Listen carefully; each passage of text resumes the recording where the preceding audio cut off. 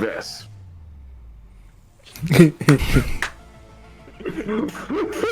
Oh, that was a fucking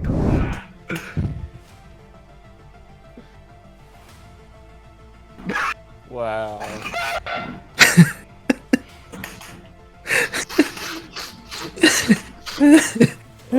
gosh. the level of just